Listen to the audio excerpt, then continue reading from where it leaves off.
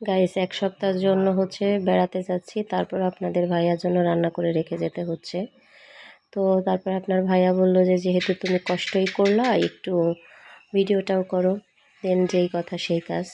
বিসমিল্লাহির রহমানির রহিম। আসসালামু আলাইকুম ওয়া রাহমাতুল্লাহ। Welcome back to my another video guys. তো আজকে কি রান্না করলাম সেটাই আপনাদের সাথে শেয়ার করতে চলে আসলাম।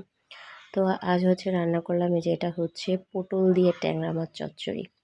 হ্যাঁ, যেহেতু সে খাবে কয়েকদিন তার জন্য তো বক্স করে রেখে দিয়ে যাচ্ছি যাতে সে ফ্রিজ থেকে বের করে গরম করে করে খেতে পারে।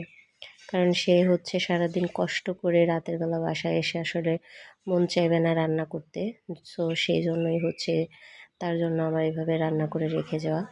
তো এরপরে ডাল রান্না করলাম, কারণ ডালটা তার ফেভারিট। ডাল তো আমাকে মাস্ট বি রান্না করে যেতেই হবে। তো এই জন্য বক্সে রেখে দিচ্ছি, আরও রেখে দিচ্ছি যাতে সে কয়েকদিন খেতে পারে।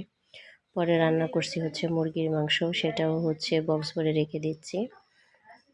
কারণ তার মানে ১ সপ্তাহ খেতে পারে এরকমের করে আমার রান্না করে দিয়ে যেতে হচ্ছে। কারণ সে এত কষ্ট করে রাতের বেলা বাসায় এসে রান্না করে খেতে চাবে না, সেটা তো আমি বরাবরের মতোই জানি।